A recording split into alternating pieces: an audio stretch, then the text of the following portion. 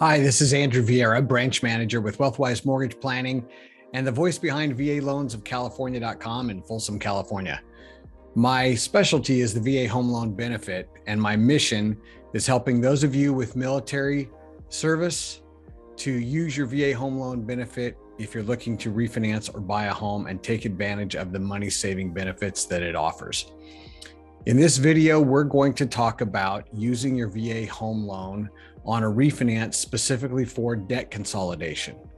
And when you're watching the video, if you think that you like what's involved in this video, please give us a thumbs up or a like, or you can share it with friends across your social media platforms. When you're on my YouTube page, if you like the content, please do subscribe because we put out new content all the time. And then if you have any questions or comments, you can leave those down below, and somebody here on my staff, if not me, will get back to you and answer that as soon as we can. So to move forward, we're talking about debt consolidation, specifically using your VA home loan benefit to do it on a refinance. And in an increasing interest rate environment where we are now, and as I record this video, this is February 3rd of 2022, and interest rates have increased, and a lot of people got really nice interest rates in the last couple of years. And now that they're going up, people start thinking, well, I'm never going to touch that rate I have on my first mortgage. However, a lot of times people have other debt, credit cards that say 16, 18, 22%, or student loans that are at 8 or 9%, or there could be tax liens, there could be car payments, any number of things. And we don't want to lose sight of the fact that we can use our home, if we have equity, to restructure debt and put us in a better financial situation. So I have an example from a client that we worked with a couple of years ago.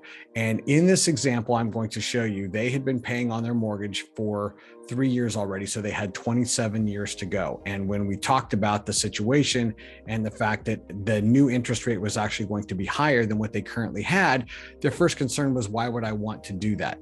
Well, I'm going to show you this example, and let me share my screen here. If I do this correctly. Let's see, share, and here we are. All right, so on this debt consolidation loan, get this moving here. So one of the benefits about using the VA is the fact that we can refinance to a higher loan to value on a property than we can on a conventional loan. So in a conventional loan, if we have a value of $450,000, to take cash out of the house, the most equity we get access to is 80% of that value. On VA, technically, we can go all the way up to the appraised value with a new loan. So technically, $450,000 we could get in this example. If there's a VA funding fee, it has to include the funding fee up to that. One caveat to know is that because fees that Ginnie Mae has put in place on loans that go above 90% of the value of the property, the interest rate will be slightly higher if we go above 90% of the value than it would be if we stayed below 90%. But when we get to the point where we're going to do something, we can always evaluate whether somebody would want to do that or whether it makes sense in your situation. So in this case, we had a value of $450,000. The borrower had current debt of $374,000 at a rate of 3.5%. And of course, this is a principal and interest payment that they had on the $374,000. And by the way, when we're doing a refinance for somebody, tax payments and insurance payments that are included in your whole payment you make every month, those do not change just because we're doing a refinance.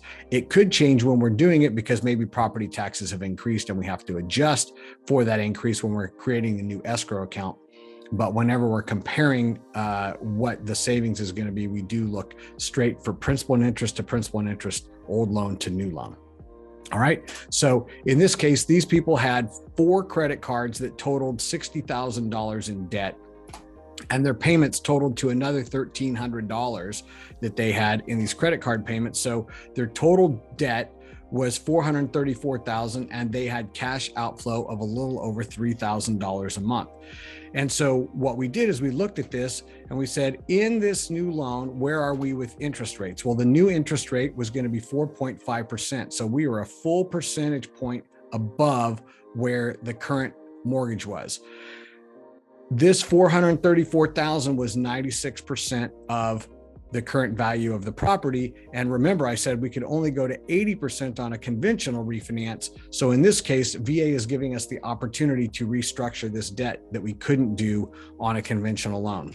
So when we put everything together, rolled all this debt into a new 30-year mortgage, the new payment went from $3,000, a little over $3,000 to about $2,200, which is going to save $842 a month, or $50,000 in cash flow over 5 years. That's a lot of savings for somebody. I don't know a lot of people who would walk away from making their cash flow better by over $800 a month. But when we looked at this and we said, okay, if we took $117 a month of the $842 savings and added that as an extra principal payment every month when we're making the payment, we would still pay off the mortgage in the same 27 years that the current mortgage was going to be paid off in. All right. So, okay, now we've not put ourselves in any worse position and we're still saving 840 less the 117. But who wants to pay for $60,000 in credit card debt for 30 years? So the calculation works out, if you took $524 of the 842 and added an extra principal, that would amortize out that $60,000 in 7 years. So you're basically accelerating your mortgage payment. You know that that's going to be paid off, so to speak, in 7 years because you've accelerated that.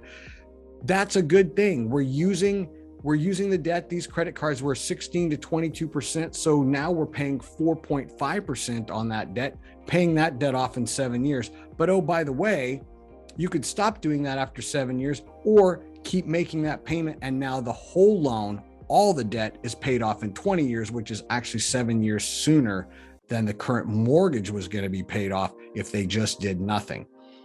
Let's take that one step further. All right. You're already paying $3,000 a month. Now, if you took that savings of $842 a month and you kept making that, you pay off the whole mortgage in 17 years. This is pretty dynamic. It's opportunity that we have that people wouldn't think about. Higher interest rate on your mortgage, you think maybe that doesn't make any sense, but it depends on your situation. It depends on your monthly debt. It depends on your equity. Everybody's financial situation is different. So I encourage you to look into doing this. It's a fantastic opportunity when you have equity in your home, and we've had such high appreciation over the last couple of years that there is a lot of opportunity for people to be able to do something like this. So anyway, thank you for listening and watching through this. If you have questions, comment down below, or you can call us, you can email us, you can message me. We're VA jumbo home loan specialists. And the biggest thing that I can impart upon everybody is the answer is no if you don't ask, especially when it comes to your VA home loan benefit. So just ask.